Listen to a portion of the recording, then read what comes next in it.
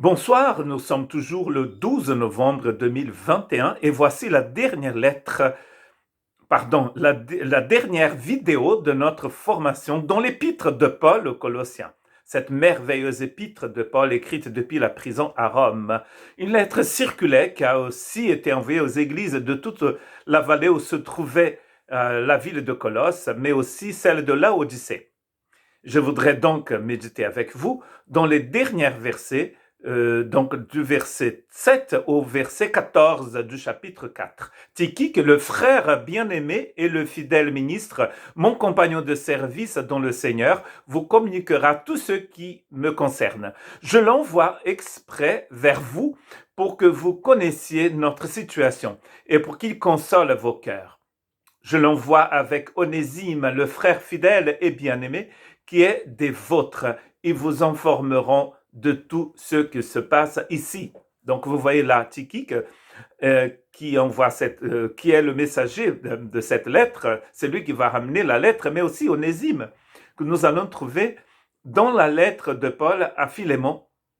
Et donc on imagine que toutes les deux lettres, on sait bien que toutes les deux lettres sont arrivées dans cette région-là par les mêmes mains, par les mêmes personnes. Nous n'avons pas de poste à cette époque-là. Donc ce sont des fidèles personnes, des amis, des esclaves fidèles qui vont donc faire transporter ces lettres. Et voici donc la fin de cette épître de Paul, qui certains vont comparer à l'épître de Paul aux Romains. Ce sont les deux seules lettres de Paul où il y a tellement de prénoms qui apparaissent, des hommes et des femmes. En ce qui concerne Romains, nous allons trouver des noms, des prénoms qu'on ne sait pas tellement s'ils étaient des hommes ou des femmes, mais beaucoup de ces prénoms, ce sont des prénoms des femmes. Ce qui montre aussi que dans les églises, on le sait déjà en lisant le Philippiens, dans ces églises-là, il y avait des groupes de maisons, parce que c'est ça l'église, c'est des groupes de maisons, c'est des groupes qui se réunissent dans les maisons. Il y avait aussi des femmes qui dirigeaient certains de ces groupes. Et si on continue, dans le verset 10, Aristarque, mon compagnon de captivité, vous salue, ainsi que Marc, le cousin de Barnabas.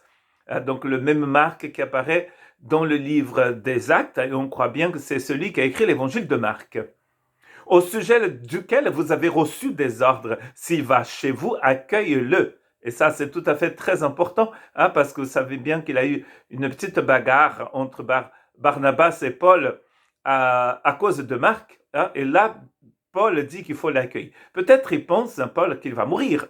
Et donc, c'est le moment de régler certaines choses aussi. Jésus aussi appelé Justus, donc c'est quelqu'un qui s'appelait aussi Yeshua, Jésus, vous saluez aussi. Ils sont du nombre des circoncis et les seuls qui travaillent avec moi pour le royaume de Dieu. Donc un juif qui travaillait avec Paul, ici, qui s'appelait Jésus. C'est pas Jésus le Fils de Dieu, c'était un nom, un prénom juif à l'époque. C'est la même chose que Josué, Joshua, Yeshua. Épaphrase, bien sûr, verset 2, qui est des vôtres vous salue, serviteur de Jésus-Christ. Il ne cesse de combattre pour vous dans ses prières. Nous avons déjà médité sur la prière dans la dernière vidéo, afin que vous teniez bon comme des hommes faits, pleinement disposés à faire toute la volonté de Dieu. Car je lui rends témoignage qu'il a une grande sollicitude pour vous, pour ceux de Laodicée et pour ceux de Hiérapolis, l'autre église qui a reçu donc cette lettre. Luc, le médecin bien-aimé, vous salue, ainsi que Démas. Donc Luc, bien sûr, qui a écrit le livre des Actes des Apôtres et l'évangile de Luc. Et donc vous voyez ici tous ces prénoms qui sont cités, des juifs et de non-juifs, par Paul.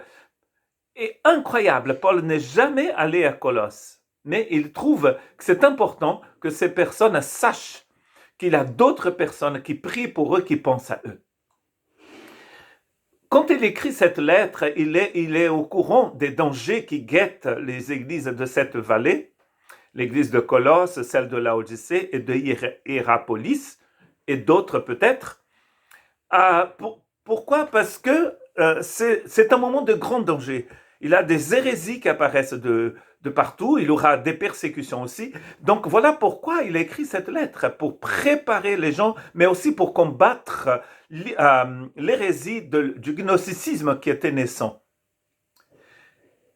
quand il voit, avant d'aller en prison à Rome, d'où il va écrire ces 4 lettres, donc Philippiens, Éphésiens, Colossiens et Philémon, Paul va rencontrer les responsables de l'église d'Éphèse. Et entre autres, il va dire ceci dans Actes 20, 28 et 29. Prenez donc garde à vous-même et à tout le troupeau sur lequel le Saint-Esprit vous a établi évêque pour paître l'église de Dieu, qui s'est acquise par son propre sang. Déjà, un texte incroyable, Actes 20, 28. Dieu a acquis son église par son propre sang. Dieu n'a pas de sang parce qu'il est esprit. Il s'est fait homme en Jésus-Christ pour pouvoir racheter son peuple. L'Église appartient au Seigneur, n'oublions pas, et pas à un homme. Ensuite, dans le verset 29, il va dire ceci, « Je sais qu'il s'introduira parmi vous, après mon départ, des loups cruels qui n'épargneront pas le troupeau. » Mais voilà, il avait raison. Quelque temps après, il écrit la lettre aux Colossiens, parce qu'il y avait un grand danger, justement, un très grand danger. Et il appelle ici des loups cruels. Donc ça veut dire que ce sont des gens déguisés en chrétiens, déguisés en disciples du Christ Jésus, mais qui ne connaissent pas Jésus. Et aujourd'hui, c'est exactement pareil. À la fin de cette lettre de Colossiens, nous nous rendons compte qu'aujourd'hui, c'est exactement pareil. Les dangers nous guettent. Ils sont partout. Il faut être vigilant et il faut bien connaître le Seigneur.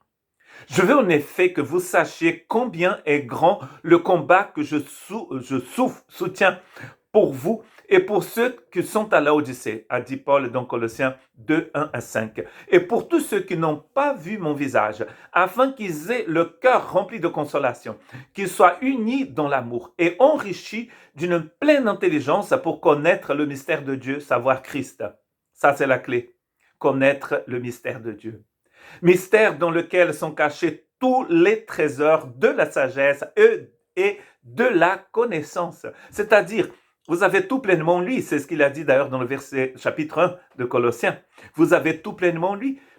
Donc, quand on arrive à la fin de cette lettre, on se rend compte que Paul, depuis sa prison, il combat pour cette église. Il prie pour cette église. Il va demander le prénom des gens. Il va prier pour ces personnes. Il est très loin de Colosse, très très très loin, plus de 1000 kilomètres il me semble. Mais il prie pour eux, il pense à eux, il connaît leurs prénoms, il les salue. Ça devait nous apprendre quelque chose. Nous n'avons pas le temps de lire Romains 16 parce qu'il y a 15 chapitres, 15 versets, mais vous pouvez regarder ce texte incroyable. C'est la plus longue salutation du Nouveau Testament, il me semble. Il va se souvenir des prénoms. Par exemple, et en plus, on sait très bien que c'est pas Paul qui a implanté l'église de Rome. Et cette lettre est écrite bien avant qu'il soit allé là-bas en prison. Saluez Prisca et Aquila, il dit dans le verset 4. Et il va expliquer pourquoi il faut les saluer. Saluez aussi l'église dans leur maison. Saluez Épainété. Verset 5 toujours. Saluez Marie. Il avait quelqu'un qui s'appelait Marie.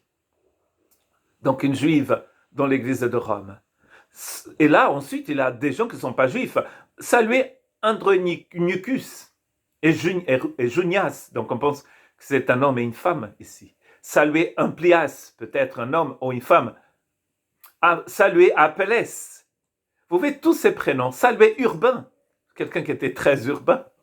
Saluez Tryphène, et Tryphose, si vous avez besoin si vous avez des jumeaux, des jumelles, Tryphène et Tryphose, des prénoms très jolis. Perside, peut-être une femme, Rufus, etc. Tous ces prénoms. Il va saluer, comme dans l'église de Colosse, il salue des gens qu'il ne connaît pas trop. Philologue et Julie, Nérée et sa sœur, Olympe, oui, des femmes. Et tous les saints qui sont avec eux. Des salutations, des salutations.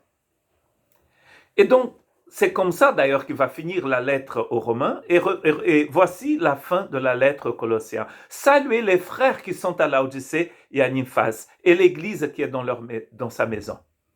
Lorsque cette lettre aura été lue chez vous, faites en sorte qu'elle soit aussi lue dans l'église de Laodicéens. et que vous lisiez à votre tour celle qui vous arrivera de Laodicée. C'est une lettre qui est perdue, on ne connaît pas cette lettre. Et dites à Archippe, prends garde au ministère que tu as reçu du Seigneur, afin de bien le remplir. Je vous salue, moi Paul, de ma propre main. Souvenez-vous de mes liens. Encore une fois, un clin d'œil à l'empressement de l'apôtre.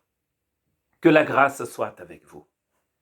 Magnifique façon de finir cette lettre. Que la grâce soit avec vous. Car nous savons bien que si la grâce n'est pas avec nous, on est mort. Nous ne pouvons pas vivre sans la grâce de Dieu. L'importance de cette grâce divine dans notre vie.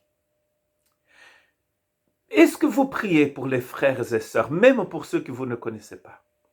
Des frères qui sont dans votre pays d'origine peut-être, ou dans votre région d'origine si vous habitez en métropole.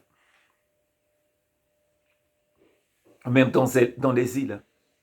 L'Église est unie par un amour éternel. Et même depuis sa prison, Paul n'oublie pas les frères et les sœurs. Même depuis sa prison, il pense à eux, il prie pour eux. Que Dieu puisse nous aider à rester debout en dépit de ce que nous arrive, que nous arrive là, même en ce moment, en 2021. Car le Seigneur est fidèle et sa grâce nous a été donnée pour que nous puissions continuer d'avancer. Mais n'oublions pas que nous ne marchons pas seuls, nous marchons avec le Seigneur. Que Dieu vous bénisse.